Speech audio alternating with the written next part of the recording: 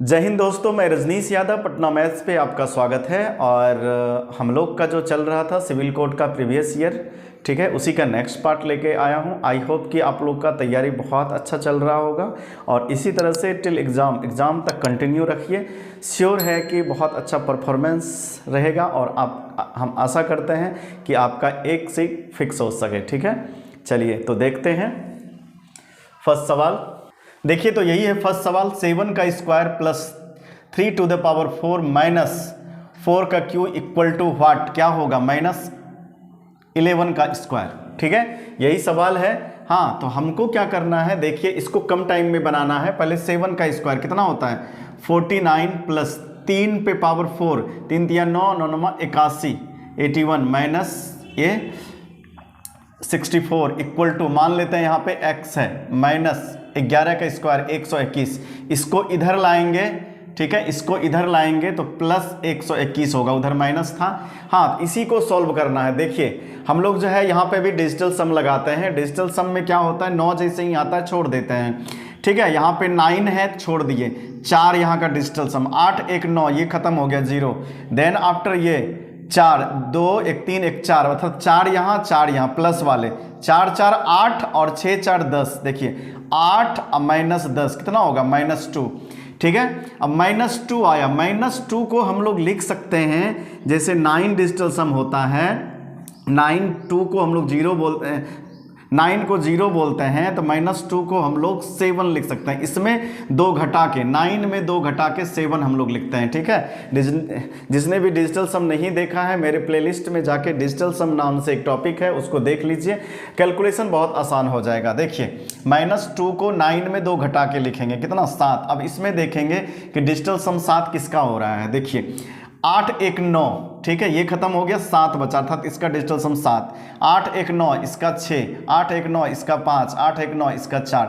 Digital सम जो है option A का हो रहा है 7, तो ऑप्शन ए सही होगा। अदरवाइज आप इसको जोड़ भी सकते हैं, जितने भी प्लस वाले हैं उसको एक साथ, लास्ट में माइनस को घटा देना है, तो आपका यही आंसर आएगा। ठीक है, चलिए देखते हैं नेक्स्ट सवाल।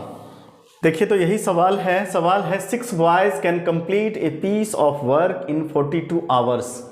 ठीक है, in how many hours will 14 boy complete the same piece of work. कहता है कि 6 बॉयज मिलके, हाँ, 42 आवर्स में काम को कंप्लीट करता है, तो 14 बॉयज मिलके कितने आवर में कंप्लीट करेगा। ठीक है, 14 एका 14, 14 तिया 42, x इक्वल टू कितना हो जाएगा, x इक्वल टू 6 तिया 18, 18 दिन में 18 आवर्स 18 आवर्स। ऑप्शन ए आपका सही होगा। ठीक है, चलिए नेक्स्ट सवाल देखते हैं। यही सवाल है, ठीक है। देखिए बोलता है Ram purchase an item for 8200 and sold it at A gain of 35%। From that amount he purchase another item and sold it at A loss of 20%। What is his overall gain और लॉस। ठीक है, इस सवाल में बोल रहा है कि राम ने 8200 रुपया में कोई सामान जो है खरीदता है और उसे 35% लाभ पे बेचता है। ठीक है, देन आफ्टर उसी अमाउंट में, ठीक है, 35% गेन के बाद, लाभ के बाद जो अमाउंट होता है, उसी अमाउंट में उसने कोई अदर आइटम खरीदता है और उसे 20% लॉस में बेचता है। ठीक है, तो उसे जो है ओवरऑल गेन हो रहा है या लॉस। यहाँ पे कहा गया कि 8200 में खरीदा और 35% जो है, हाँ, प्रॉफिट में, 35% प्रॉफिट में इसने, ठीक है, इसे बेचा। जो पैसा हुआ इसी अमाउंट में फिर से कोई सामान खरीदा और उसे 20% लॉस पे, ठीक है, इसमें 8200 में खरीदा, 35% गेन हुआ, देन आफ्टर ये अमाउंट आया, इसी अमाउंट से इसने जो सामान खरीदा फिर से उस पर 20% लॉस होने के बाद जो अमाउंट आता है, कहता है ओवरऑल उसे गेन या लॉस हुआ, मतलब 8200 से ज़्यादा हुआ है या कम हुआ है। ठीक है, यही सवाल है आपका। ठीक है, तो सबसे पहले देखते हैं 8200 पे इसे 35% लाभ हुआ है, अर्थात इसका अमाउंट जो होगा यहाँ पे 135%। ठीक है, 100 ओरिजिनल, 35% एक्स्ट्रा, 135% परसेंट का अर्थात बटा 100। देन आफ्टर जो है 20% लॉस पे, देख रहे हैं नीचे एरो है लॉस पे, इसने जो है उस सामान को फिर से बेचा। 20% लॉस हुआ होगा, अर्थात जो यहाँ पे अमाउंट रहा होगा उसका 80% इसके पास आया होगा। 80% यही अमाउंट है इसका, 80%, 80/100 ऐसे ही लिखते चल जाना है, ठीक है। हाँ, अब देखते हैं, यही हुआ अमाउंट, यहाँ का अमाउंट जो है ये। अब देखते हैं इसे, ये सॉल्व करने के बाद राम के पास कितना पैसा रहता है।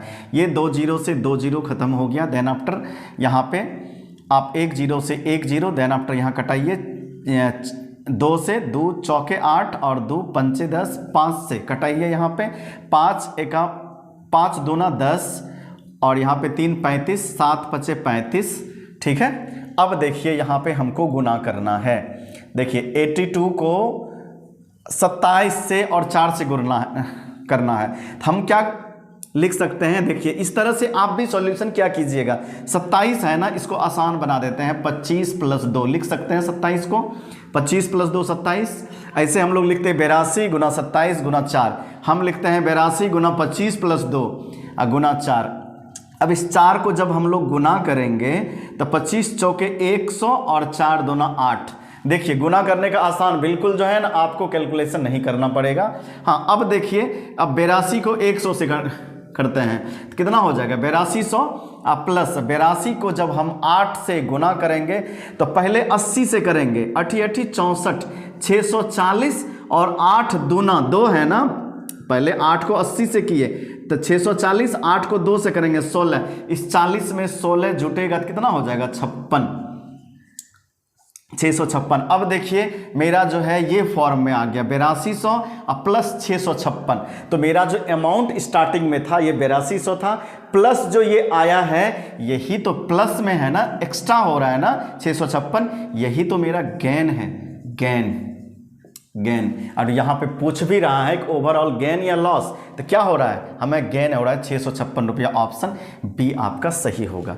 इसी तरह से आपको ये सब स्टेप ने, इसी तरह से डायरेक्ट हम जो है लिखते चल जाएंगे कि ऐसे 8200 है, 35% लाभ हुआ है 135/100, देन आफ्टर 20% लॉस हुआ है 80/100। बस यहाँ पे कटा के इतना टाइम आपको आंसर दे देना है। ये समझाने के लिए आपको था, ठीक है। जो बच्चे बिगनर्स हैं, प्रैक्टिस में नहीं है, उसके लिए ये था, ठीक है। चलिए आज इतना ही, ठीक है, क्योंकि वीडियो लंबा हो जाने के वजह से आपको भी देखने में बोरिंग होगा, इसीलिए थोड़ा थोड़ा पार्ट करके हम लेके आ रहे हैं, ठीक है। चलिए मिलते हैं फिर से इसके नेक्स्ट पार्ट में, तब तक के लिए धन्यवाद। और हाँ, हमारा यदि ये वीडियो अच्छा लगा हो तो प्लीज़ मेरे चैनल को सब्सक्राइब कीजिए और वीडियोज़ पे जाके लाइक एंड कमेंट कीजिए। चलिए धन्यवाद।